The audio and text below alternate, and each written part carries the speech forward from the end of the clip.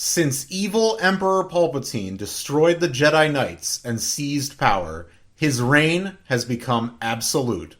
He controls the Senate. He controls the Imperial Army. He controls the galaxy.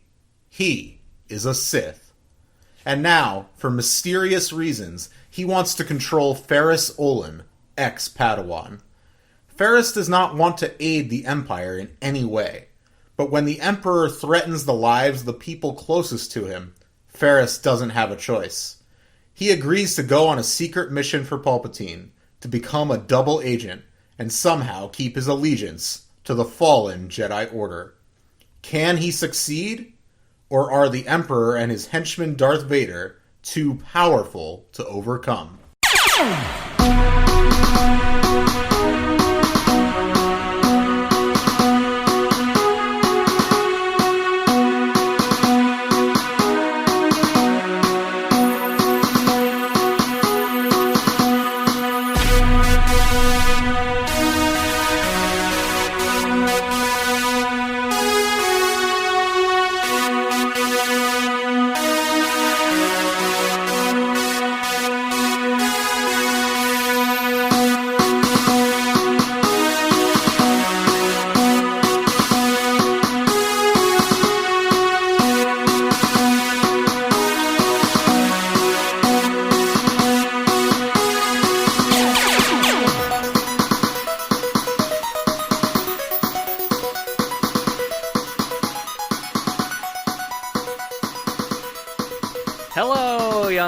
And welcome to Padawan Library, the Star Wars Junior Novel Podcast.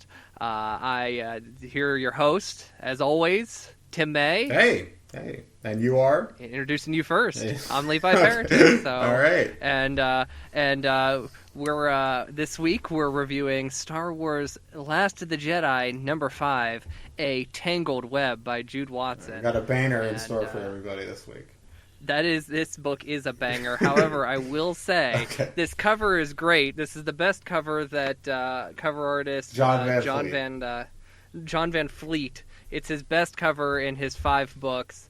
However, Sheev does not shoot a tangled web of Force lightning like he's doing on the cover. Not in this book, but so we'll see. Maybe in the future. But we'll get to that in a minute. We have very little to talk about up front. Not a lot going on. Well, I got one thing to talk about, and it's actually related to this book. Okay. I watched the first episode of Rebels. Oh, I saw that because we share Disney Plus accounts, and you don't have your own profile for some reason, so I get to see what you're watching. There's 50 other profiles on there. There's so many profiles. Well, yeah, because all my deadbeat friends sucking off my tit. No shots. No and shots. I don't think any of those no shots. paid like I did. No shots. No but shots. Yeah. Anyway, I realized. Yeah, I forgot. You also. Yeah, I realized. You actually paid for half of it. I forgot about that. Yeah, I did. I'm sorry. all your deadbeat friends owe me a Christmas present. No shot. Brooke, who we can get to your Rebels thing in a second. Brooke, a friend of the show, he moved out over last weekend, which is, no shots at Brooke, but a relief. But he reminded me of a time, our last semester in college. You had graduated the semester before me, and he graduated a little bit later, but whatever. I had to go an extra semester, and so I had to go out there, and I would stay at his apartment on campus. I would commute during my last semester, so I stayed at his apartment on campus, and there was this other person, won't go into details, about this other person who would often stay there, who I was not a fan of. I know who you're talking about. Yeah, we don't need to get into details about it, but apparently Brooke reminded me that there was some night where I just kept openly talking shit to him directly, and then after everything just saying no shots. And I was like, wow, I can't believe that. I had completely forgotten about it. I would just say oh well, I don't know. I can't even remember any specific lines, but I would just say something openly hostile and then just say no shots, no shots. I assume it was probably very late at night. You were probably very tired. Sure, whatever. And that was That was a rough period for everybody involved. That to me was to me college was always like a sitcom that was like based around my life, but like when I graduated and like half my friends were still there, it was like there were spin-offs going. You are such a fucking narcissist. It was a sitcom around me, and then when everybody else lived their own lives, it was like a spin-off. It was. That apartment Brooke had was like its own spin-off. It was certainly its own era. It was complete nonsense. Terrible time. Anyway, still friends with most of those people, but it was just not a great time for any of us. I don't think. So, but anyway, so but anyway, you watched Rebels. I'm sorry. Oh yeah, and I made a connection. Oh. Trevor and Ezra both have blue hair, and they both started out as little street criminals. I didn't talk about it much, but I had made that thought. That thought had crossed my mind while reading one of the books. And Ezra, who I actually came to really like over the course of the series, I really did not like in the first season at all, really. And I would like complain about as I was watching the show. Me and my brother watched the show together, and we would complain that like whenever an episode focused on another character that we liked more, we'd just be like, so much better than Ezra. Like the band. Anyway, all right. So speaking of my brother, no, what? Yeah. He. Oh, I got nothing else to say. Okay, about cool, Rebels, fine. so Yeah. I hope you enjoy Rebels. Keep watching. Yeah. Speaking of my brother, though, he played last week. He played Battlefront 2, the story mode. Okay, and this is the new Battlefront. But yeah, 2, from right? like 2 or 3 years ago. Yeah. Okay. And he said it was very good, although he was annoyed because they like added a cliffhanger for like DLC like right at the end of the story. Oh. He's like, but the cliffhanger jumps ahead 30 years to like the sequel trilogy timeline, so he's like almost doesn't care. Like is what he said. So but he said it's pretty good though, worth playing, and it's short, so I might actually play a video game. Wow. Yeah, I'll report back if I do. Well, I got 2 things to say about video games. We can talk about video games for a minute. Okay. Friend of the show, Grant messaged me, and he was playing that. What is that new game? Like, it's not Last of the Jedi. Fallen Order. Fallen Order. Yeah, I think the game is. Yeah, and he was like, it's like I've been playing this, but it's so distracting that this this Mad TV alumni is in it, and I'm like. Wait, who? No. Phil Lamar?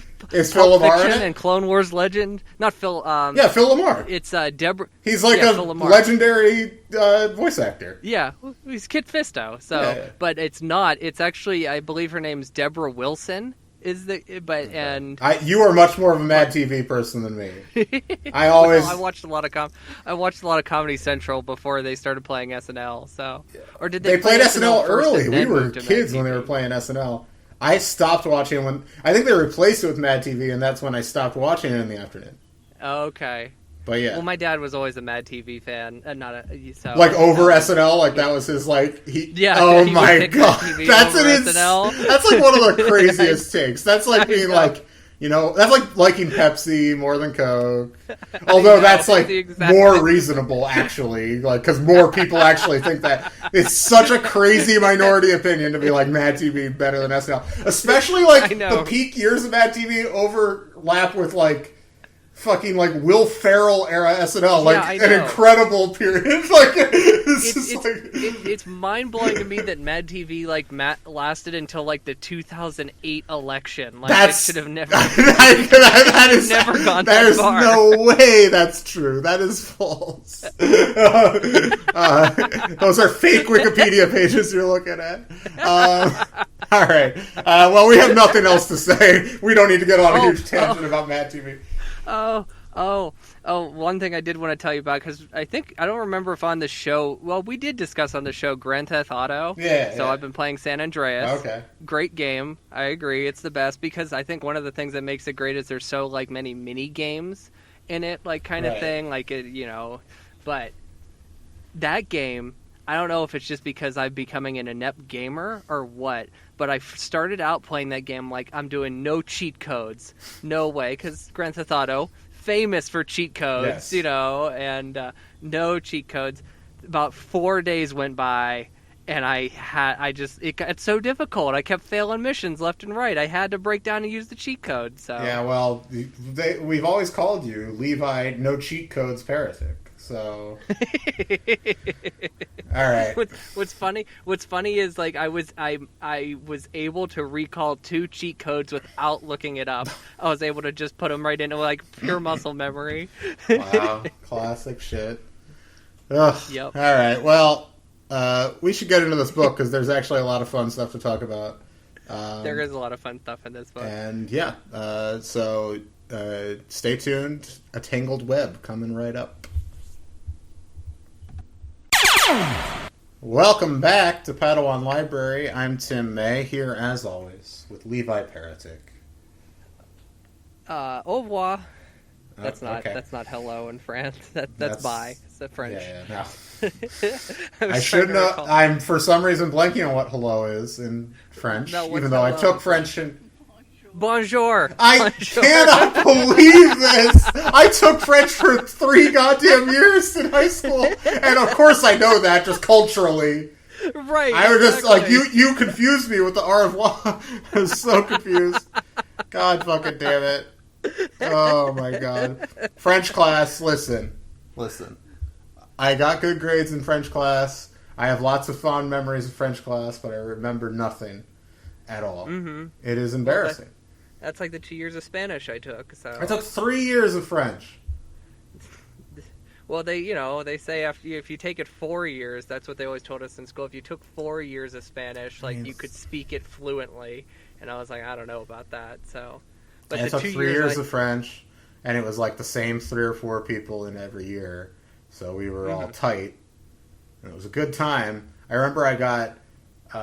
This was a public school. I got detention for saying "God damn it." Yeah. Yeah, it was a public school. It was weird because I also was like I got slapped by somebody and I said "God damn it," and so she only heard me say it. I guess didn't see me get slapped. It was not like a big deal, by the way. The person wasn't like it was like a playful thing, but I was startled by it. You know me, I overreact. Yeah. But it was still just like, I got the detention here? It's ridiculous. I know I've gotten detention. I got detention in middle school, but I think it was for, like, talking in study hall. Yeah, like that's the only detention I got in high school, and then in middle school I might have gotten 1 or 2 because of probably talking with our friend Dan too much. Mm-hmm. Actually, I feel like we both definitely got detention a couple times for that. There was a very infamous incident... Yeah. Oh, where God, you gave me detention. Yeah, exactly. There was an infamous incident in science class where we were working on a group project where we had to do these paper cutout versions of mitosis or some shit. Mm-hmm. And so it was me, Dan, and this other kid Nick, who haven't seen him in 15 years. Shouts to Nick. 20 years maybe, Jesus. Anyway, but so we were creating this thing, and he was he told us that because we had created tiny little things, and he was like, you need to make it bigger. And so me and Dan were creating these bigger things. They were this big, much larger. And then he saw them and he was like, why are they so big? And I said, I don't know, you said to make them bigger. And he was just like, I said big, not Texas Ranger. And me and Kidham laughed about this for so fucking hard and quoted it for the next 2 weeks, probably straight, just back and forth in every class. I said big, not Texas Ranger. Kidham's Dan, sorry. And and we just kept saying it back and forth, and I think we got a detention because we were laughing so hard about that. And it was probably a week after it happened. We were such dork pieces of shit. That's one thing to say it not Texas size big, but Texas. I get what he was going for, but yeah, Nick. I can't remember his last name. Fuck. It's but yeah, I want to. Shouts to Nick. Shouts to Nick, man. Blessed Sacrament School. You think he's a Texas Ranger now? I hope so. Actually, I don't. I hope he's doing okay. Anyway, so this week we're covering Last of the Jedi #5, A Tangled Web.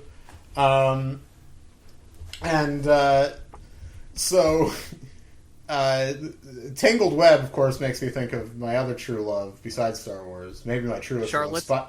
Charlotte's Web? No, Spider-Man. Oh, okay. And there's a great comic book series from the early 2000s called Spider-Man's Tangled Web that was like a series of one-shots with different creators and stuff. A lot of great little stories, and there's a really great Christmas one by Darwin Cook, the late Darwin Cook. Very good. Anyway, and also, too, speaking of Jude Watson books having similar titles to other properties, you need to watch Master of Disguise. So. Oh yeah! Oh, we have to tell this story. I completely forgot about this. This is so crazy. Like, this is legitimately one of the craziest things that's happened. Well, I think I have an aspect to tell you, but tell the story first. Like, your side of the story first. All right. This is so crazy. All right. So, I'm sorry to we could have done this all at the beginning, but here we go. All right. So,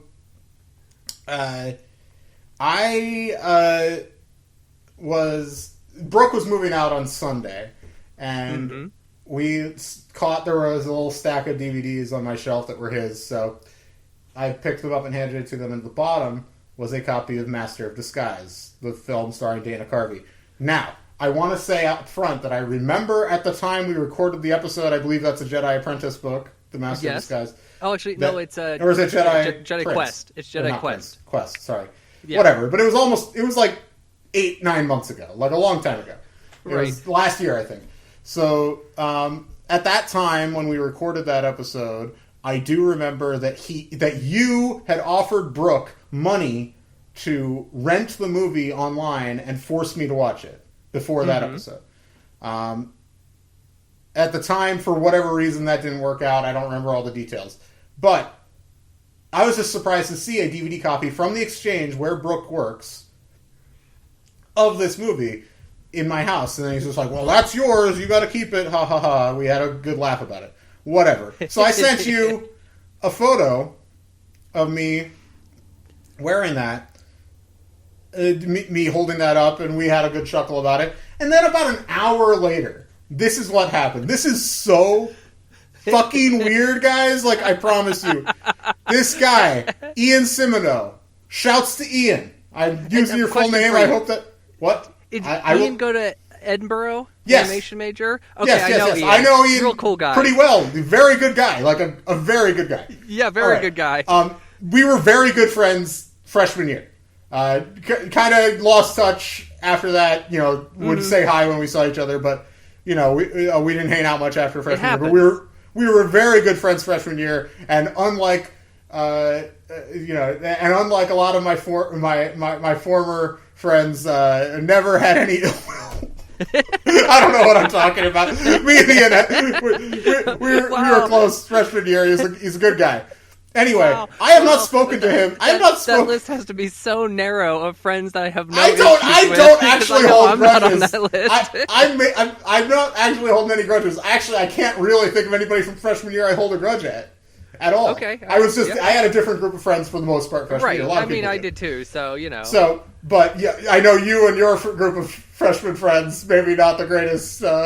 Well, I do have one friend who I'm like, you know, like I have no issues with, no qualms with, like. Sure, but whatever. It does not matter at all. I don't know why I brought it up. And Ian is probably listening. That's where this comes from. But anyway, so shouts to Ian. Anyway, I have not spoken to Ian in like 7 years, though. Like literally, because this is a Facebook message. The previous time we spoke was about Paul McCartney's album New, which came out in October of 2013.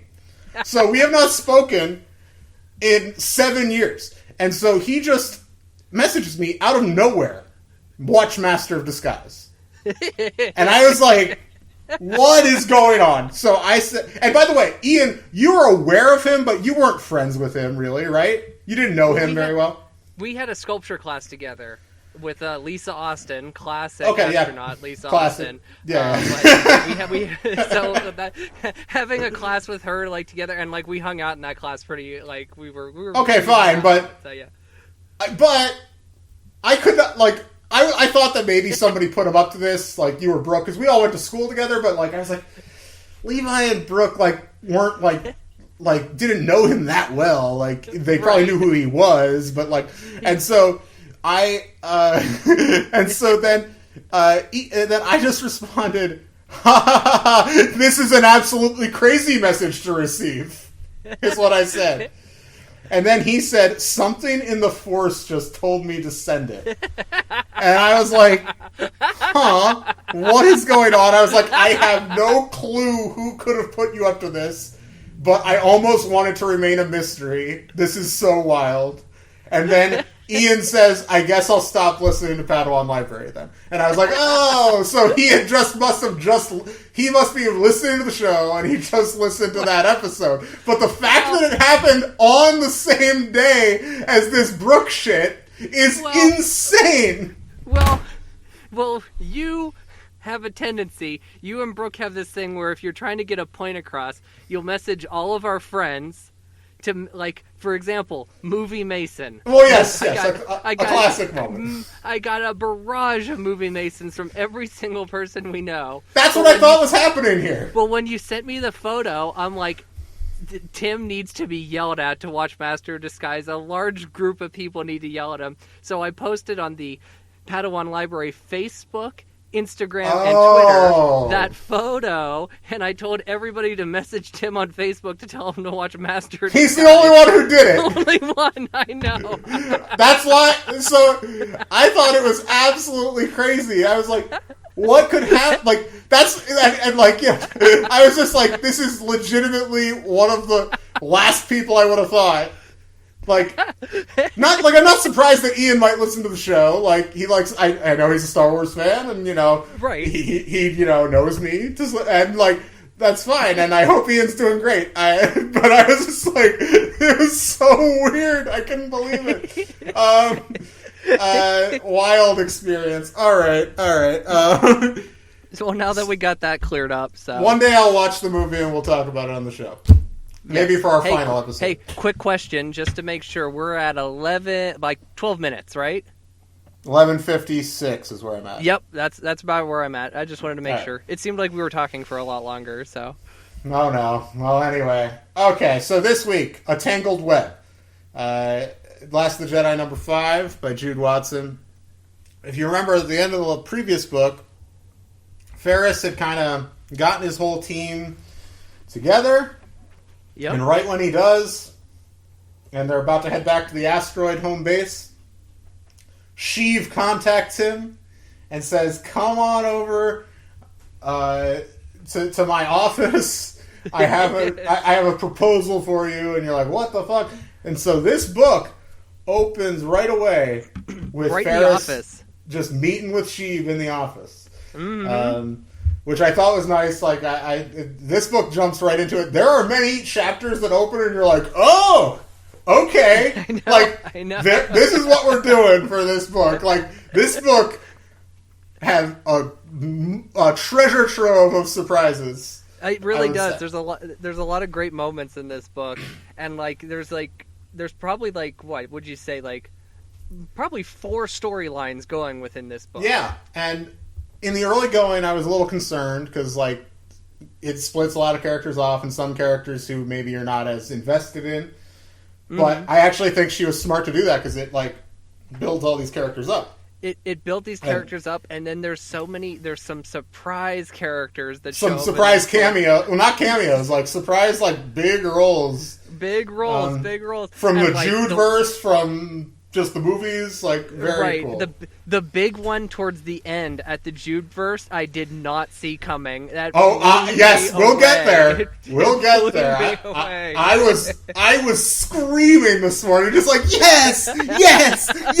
Like, I was so happy. But we'll get to that. So, anyway, yeah, so the book opens with this meeting, and Sheev is there with Masameda and his other person. Tarkin's there. And Tarkin's there, yeah. Yeah, and Tarkin's there, which is crazy. But basically, he says, "Hey, like I'm just gonna like propose that you work for me. Like, and we want you to go and help out this planet called Samaria. Samaria, yep. And it's a desert planet dependent on technology, and it's major city of Sath. And yes, so Sath and the planet. And there's some issues with like some technology there, whatever. I can't. It's like the computers. Somebody hacked the computers, and now like all the traffic. Oh, excuse me. They sliced the computers. They sliced the computers. They sliced the computers. This is a thing that is revealed in this book, that the galactic terminology for someone who goes into computer systems is a slicer. So there's a character later in this book that she's played by Angelina Jolie in the movie Slicers. So we'll get. I should have waited for this joke anyway, because I don't want to reveal who the person is. Anyway, all right. So basically, he's like, "Go help with this situation. Like, I just want you to be around." And you're like, and you know, as a reader, you're thinking, okay, well, Sheev is just interested in this dude because he uses the Force. He can use them against Vader. Like, that's clearly why he wants to keep him alive. Right. But so he sends him out, and he's just like, and if you don't want to do it, you can walk right out, no problem. No, like, we're not gonna arrest you. Nothing's gonna happen. And so he's just like, you know what? I'm not gonna work for the Empire, and he starts to walk out.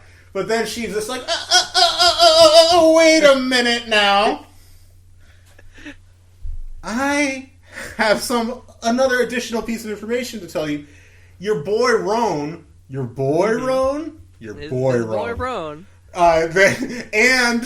Donna, or Donna, whatever it is. Yeah. Remember from the planet from the first book, we've arrested them and they're gonna be executed soon. But we think about maybe being lenient if you do this job. But you're free to go. And so, of course, our boy Ferris has to do it, unfortunately. So that's the setup. And then that's the setup. And then this is where the story breaks off into different parts, and we should maybe just cover like each bit, try to do it individually. So as much as we can, yeah. So Ferris, of course, goes to Sath to go help the city. Keats and what's the other one's name? Keats and Yates. He is the cousin of the other furball character from the Jedi Quest books, I think. Yeah, I know who you're talking about. God damn it. But this is bad. I know, I should have written it down. We gotta stop I should have with written this down. Oh, you didn't write anything down. That's awesome. No, okay, oh wait, here we go. It is Keats and Curran. Curran, yes. Curran. Okay, so Keats and Curran are going to stay on Coruscant with Dexter Jester, and they're going to see what info they can dig up because, you know, that they're helping out. And then, what's his name? Trevor and Solace. And there's one other person. Oryn? Oryon? It's Orion, maybe. Yeah. That's, like, I believe that's the Bothan.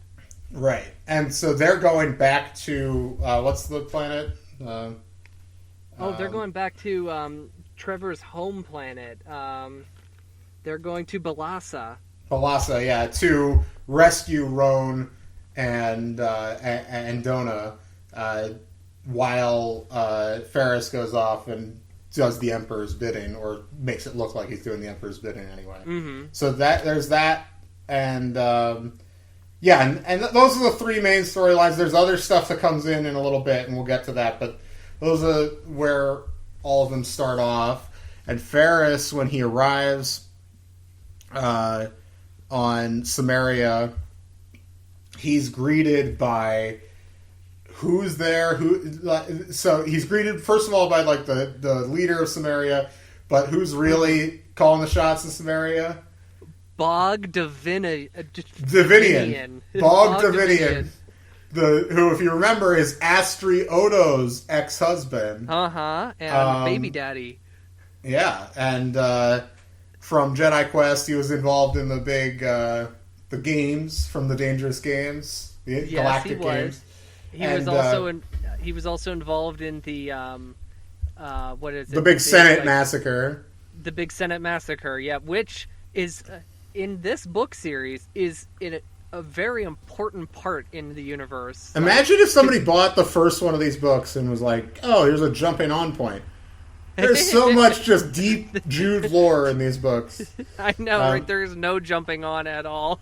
But no, yeah, there's just you got to read all of them. It's fine. So they So yeah, and Bog is still a doofus. If you remember from Jedi Quest, he was a big old doofus. But he's kind of like thinks he's hot shit now in the Empire. He's an Imperial Advisor is his official title. So yes. But now he's fat. He's a little bit fat, and his hair's thinning. You know, that kind of thing. And so Ferris then he looks into all these records, and he figures out that the person who sliced, into the computer systems of the planet is this person going by the name of I have it here somewhere. I don't. It's a dead person. Yeah. Well, okay. Using an alias, we don't. Yeah. It doesn't matter really. Anyway, the person using an alias. So, he.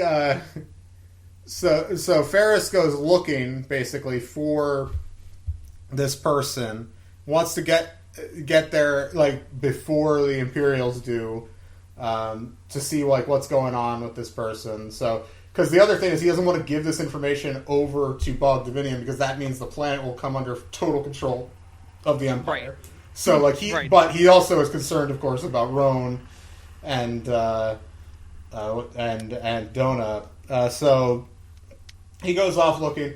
Meanwhile, our boys, the journalist and the Bothan, what are their names? Curran, not the Bothan. Curran, yeah. Yeah, Curran's not a Bothan. And the journalist is... Keats. He's human, yeah. Yeah. Anyway, they leave Dex's place and they go into the Senate and they are able to... Actually, I forgot about something. So yeah, well... Hang on, let's see here if there's anything else. Let me look over here. So, let's jump to Solace and Trevor and Orion, the other character.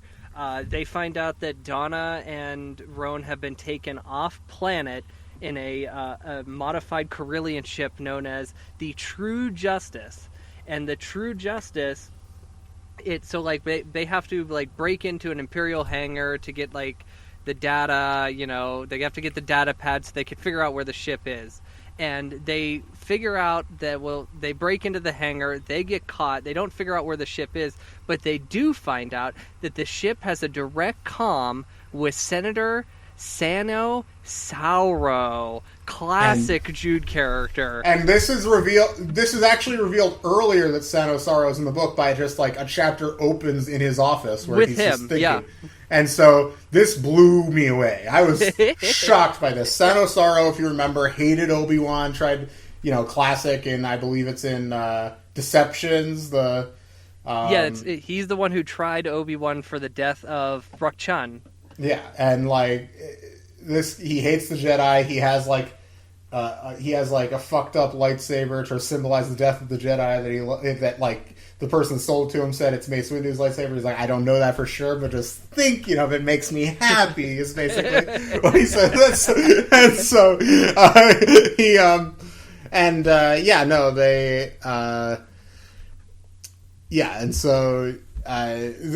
that's basically a reveal, and the reveal is also in the Sound of Sorrow chapters that he is working directly with Bog Davinian, who he thinks is a buffoon, but a useful buffoon in this case, and he speaks to Davinian, and Davinian's like, "Oh, this is going according to plan," and Sound of Sorrow is just I know it must be getting fucked up because you're such an idiot, is basically what he says, and so then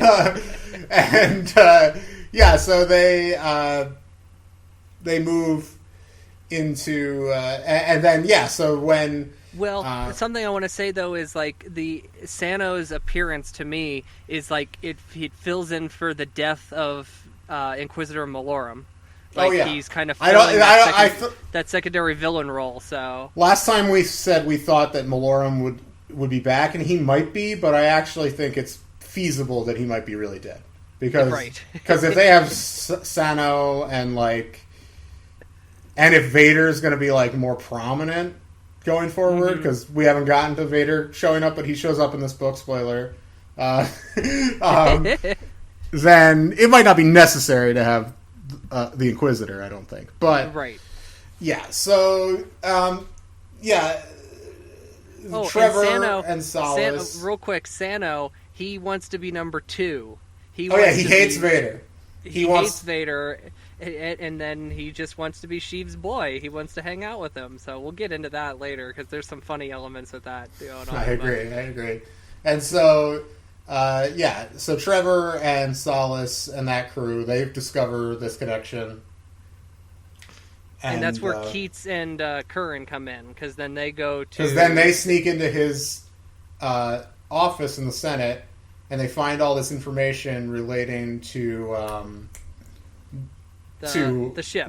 The ship and all this shit. Yeah. So they send all this information to Solace right before they get caught and arrested, or detained at least. And then I guess we can jump back to Ferris, because Ferris at this point is searching these apartments. He's figured out...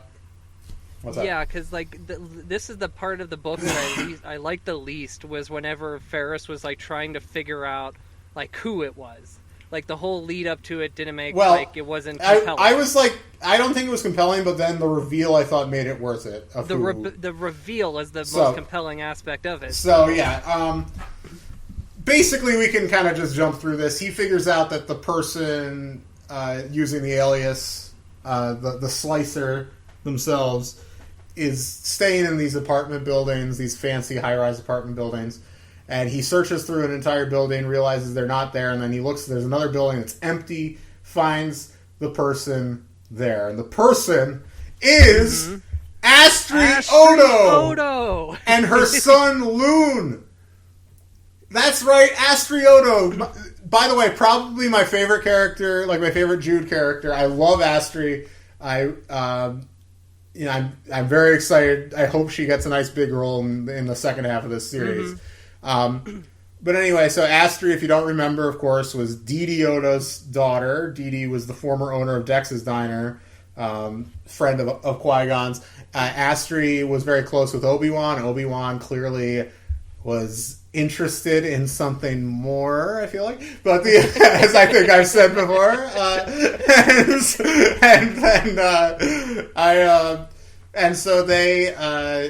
But then she, when they see each other again in Jedi Quest, if you remember, she's married to Bog Davinian, who seems kind of like just a goofball, but then turns out to be more of a nefarious goofball. They break up. They get divorced after the Senate massacre, because she suspects he is involved in some way. She doesn't have proof, but she suspects he's involved. And so she and Lune leave him, and they go off and live with Dee. Dee apparently, now we're into stuff in this book, Dee apparently died during the Clone Wars, which is a huge bummer. Huge bummer that we don't get to see Dee. R.I.P. Dee. And so, she then, Bog kind of worms his way back into government, and he uses his clout to find out where they are, and so that's why he's on Samaria. She took a job to support herself as a slicer, so that's how she learned all these computer skills, kind of thing. But the big thing is, and why? Because this is why Ferris is like, well, why are you hacking the computer systems to cause all this chaos? Because street lights aren't working, bank systems aren't working. And she's saying, I'm inconveniencing the people, I'm not fucking over the people, is basically what she says. Yes. But the reason why is because she's discovered that Loon is force sensitive. And Bog knows this. Bog knows, because she let him see Bog, and by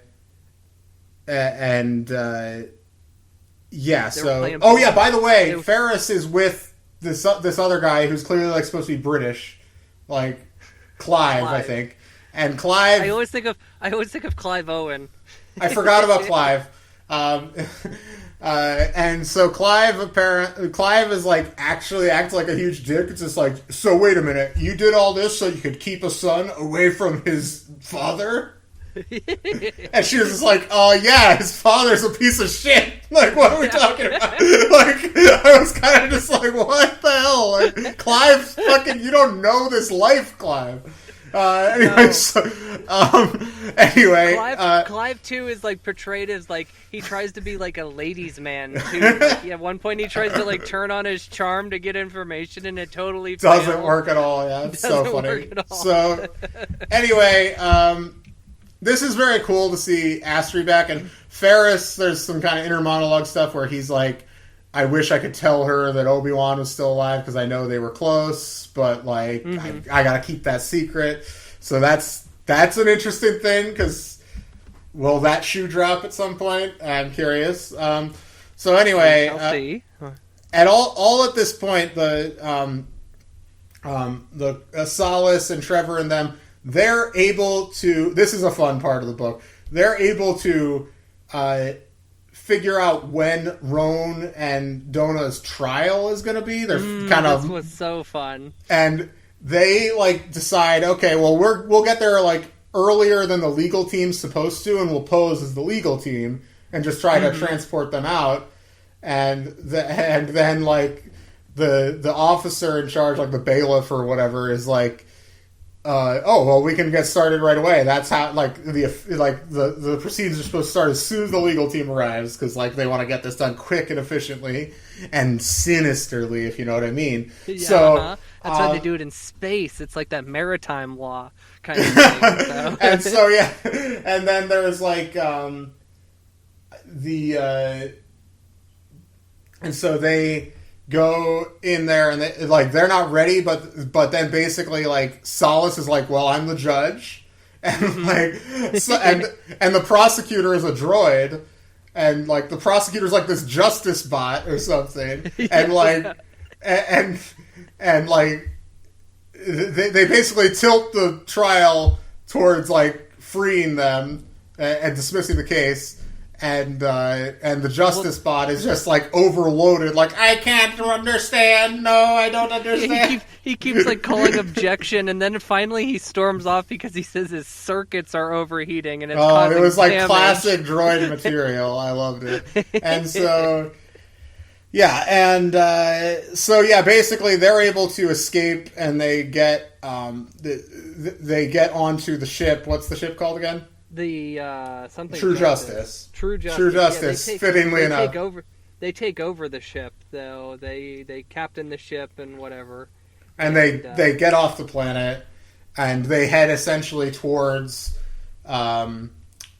Samaria, where to meet up with Ferris and Olin. Mm-hmm. So at this point, now we should after all these. Yeah, there's a the third next story surprise. element. So this one chapter opens up with Vader, and he's getting called to Sheev's office, and basically Sheev's just like, well, things aren't going well in Samaria, you need to go take over.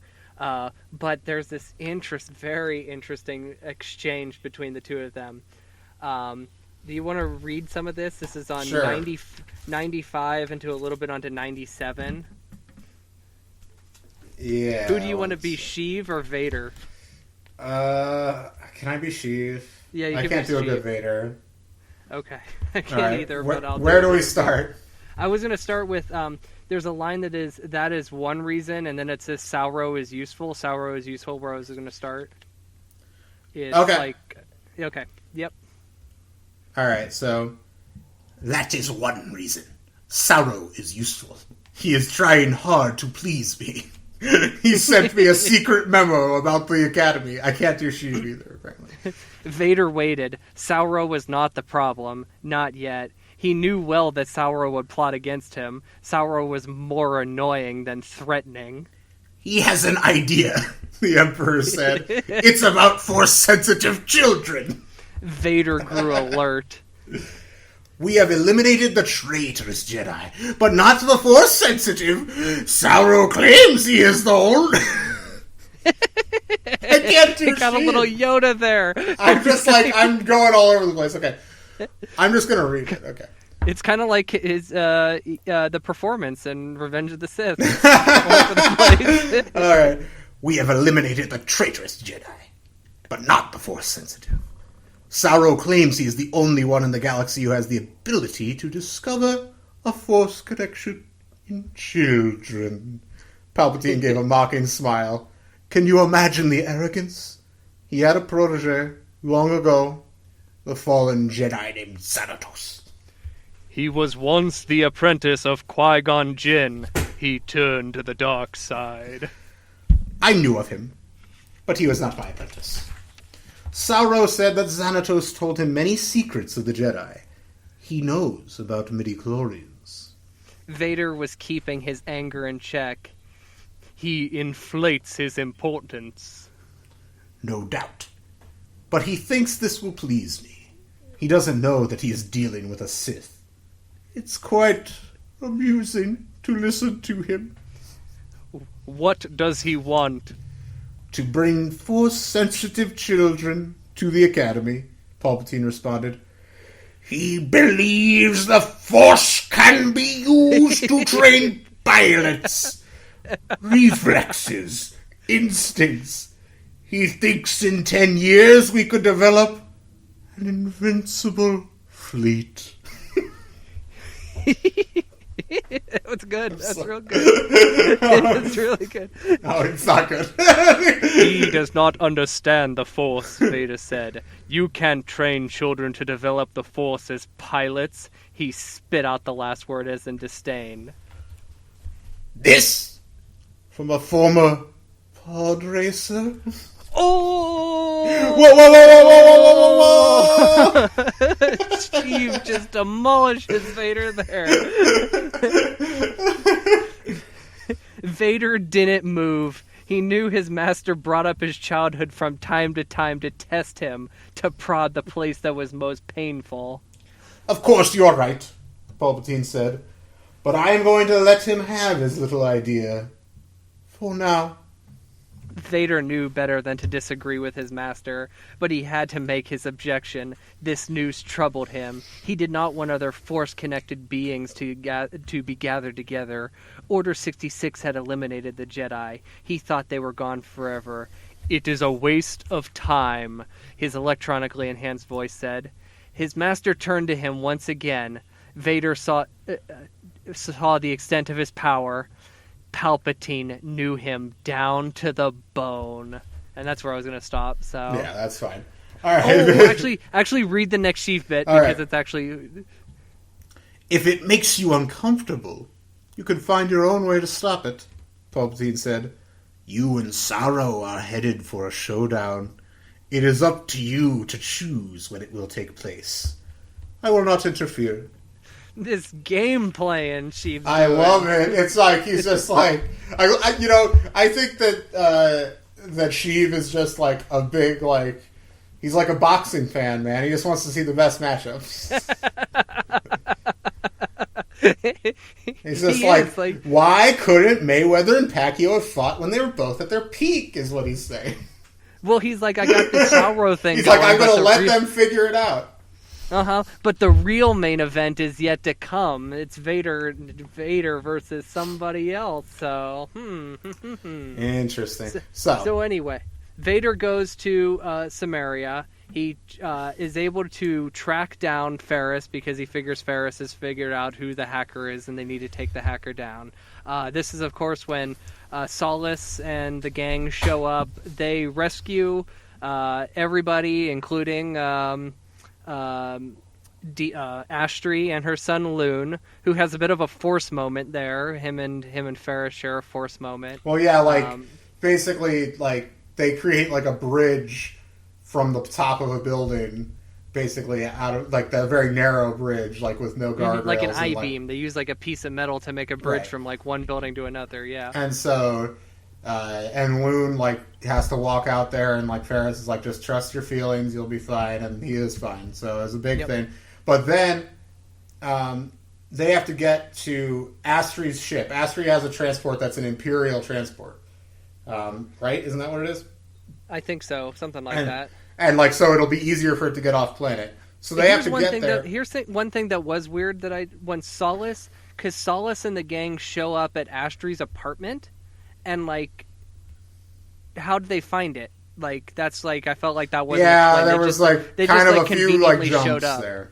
Yeah, there were a few jumps there because like they showed up and like they hadn't told, and that includes Roan, by the way, and everybody's there. Mm-hmm. They hadn't told Ferris that they had rescued Roan, and right when they see each other, they give each other firm like shoulder. Like something. Yeah. Well, let me just say, if this book was written today, they would have embraced and made out for a couple minutes, I feel like. So I'm joking a lot of the time with like they want to fuck or whatever, but that is so clear in this relationship. I wonder if you had never said anything, if I would have like thought the same thing. But like since you said it, like it's all I see in that. It's completely they for sure. Like it's not that you can't be that close to a friend, but the way that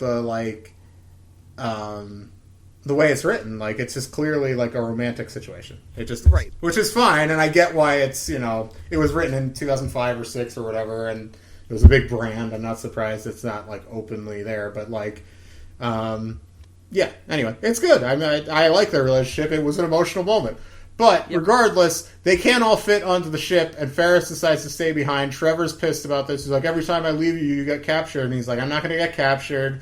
Believe me, the Emperor wants me alive. And so he stays behind. They're able to escape on Astri's ship.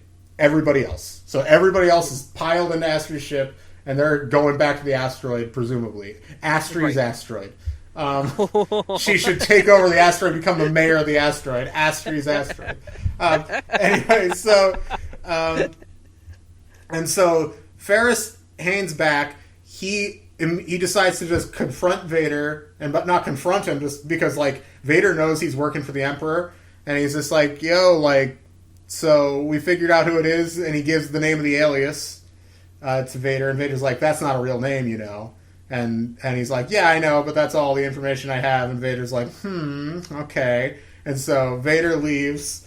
And ruminates on Ferris. It's like, I hadn't even thought of Ferris in a million years. Like, he's a nothing to me. Like, but like basically he's just thinking like, oh, he sucks. Fuck Ferris. Like, he hates him still so much. And then there's like basically like almost like a little ending to a Star Wars movie, like the end of Empire or something here at the end, where like there's a bunch of little chapters like where everybody's heading out to, and like.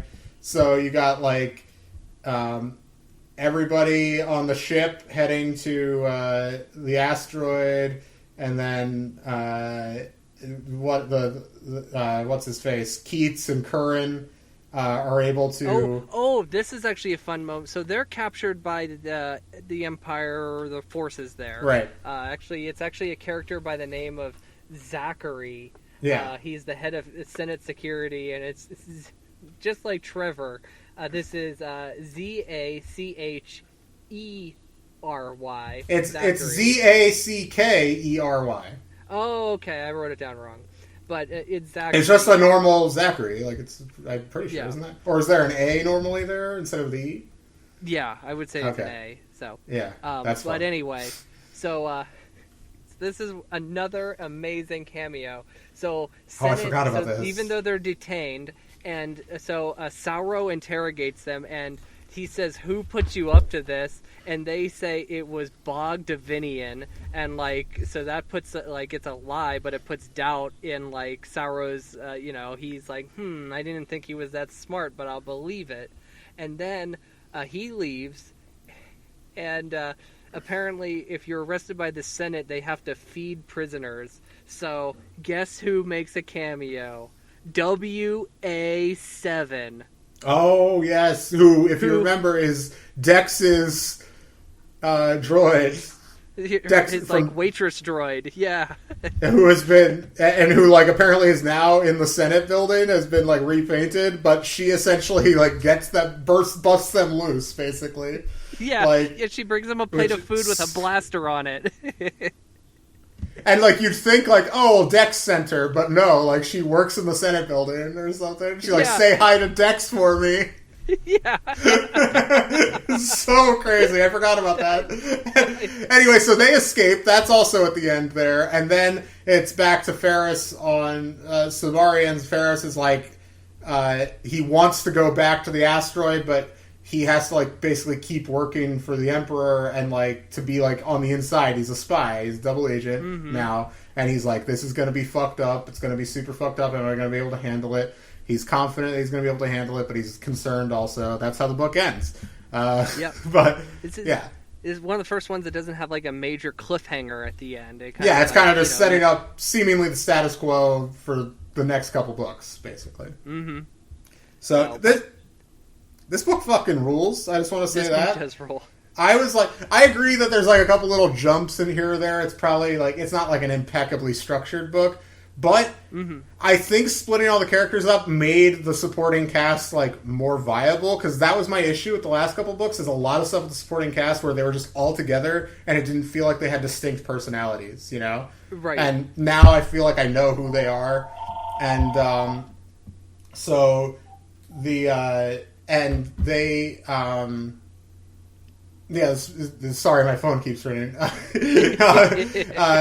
And so they, I like all that stuff, and I really I loved the courtroom scene. It was so fun. That's funny. And Astri coming back is huge, like, really great. And, like, the Vader stuff in this rules. Getting Jude just writing Vader, like, she writes him kind of as a different character than Anakin, but it still feels consistent with her Anakin. Like, you know what? I haven't done it yet for Last of the Jedi. I'm going to go there. It deserves at least one. We'll see where it goes from here, but this book, A Tangled Web, is conceived in midichlorians. Wow. I'm doing it. Wow. There's little flaws here or there, but it has such high highs. It's been the best one yet, in my opinion. Easily my favorite one, yeah. Yeah, I'm going to... You know what? Screw it. I'll do it, too. Conceived in midichlorians. Oh, shit. a double conceived in midichlorians. Put it on the Conceived... We just conceived twins, baby! Look out, Anakin. Something I found really funny in this book is that in Jude, sometimes she needs real-world objects. And she just has to make them Star Wars objects. And the way she usually does that is by putting a vibro at the beginning of it or a laser at the beginning of it. And here are some objects that I found amusing in this book. A vibro mop was one of the things. There was a point where Solace and Trevor had to pretend that they were, like, wealthy and rich. Very insignificant part of the book, but Solace says that she's there to get a laser salt rub treatment at the spa. Oh yeah, I remember that. It's just a salt rub, but she just put laser in front of it. So yeah, laser salt rub. Yeah, laser salt rub. And I'd be scared to get that one. That seems like that just sounds scary. Like, I don't know. Laser salt, like, salt already can be like, it can burn your eyes, it can burn wounds. Lasers can make wounds, like, I don't so, but anyway, I found that entertaining. All of the cameos in this book were entertaining. This book was great, so I really enjoyed fantastic this book. So, next week, you know I love that, like, that it seems that she's doing one arc here. Like, it's not like she's gonna do, like, one, like, how Jedi Quest was, like, arc book, standalone book, arc book, standalone. Yeah, no, this feels like it's one arc. For the shorter run of this series, like, that's the way you got to go. Like, I still think Apprentice is the most, like, I wish that both Quest and Last of the Jedi got, like, that long run, because I think they'd be both improved by that, honestly. But this series, I think, is a lot more consistent so far than Jedi Quest was. I agree. Each one has been quality. Like, even if they've not all been 9s or 10s, but they've all been, like, up there in terms of quality. There were, like, I would say the weakest, maybe not, I guess, like, there's a couple of the Jedi Apprentices in the middle that we didn't like really at all, but, like, no. Outside of those, like, I think, I would say, like, the weakest stuff in her whole run is in Jedi Quest. So at least so far. Hopefully she doesn't tank it. I don't think she will. So next week we're right back in Last of the Jedi with Return of the Dark Side, number 6 by Jude Watson. New cover treatment for this, not just new cover artist, but also a much better logo. We'll talk about that next week. Yeah. So that's what we're doing next week. And tease for everybody. You'll talk about some of the Star Wars video games you've been playing on your new PS2. Yeah, sure. We have nothing else to talk about. Your brand new PS2. Which has some issues, but we'll get into that next we'll episode. Talk about it next week. Just want to say, watch the pilot for Star Trek Lower Decks, the animated series. Yeah. Not as bad as I thought it would be. Wow. It's okay. Wow. It's okay. That doesn't mean it's great, but it's can't wait okay. to hear the continued thoughts on this. Yeah, we'll talk about that next week. So anyway, other than that, check us out on Facebook, Instagram, and Twitter. Guess what? If Levi tells you to message me on Facebook with a joke, do it. Actually, don't do it, please. Anyway, anyway. All right. So other than that, I think we're good. Yep, and that's it. Until the books are due back. Bonjour. Au revoir. The library is closed. Bonjour. Padawan Library is hosted and produced by Tim May and Levi Peretic. It is edited by Tim May. Our theme song is by the Astral Project. Our artwork is by Freddie Funbuns. Copyright 2020, Tim May and Levi Peretic, all rights reserved.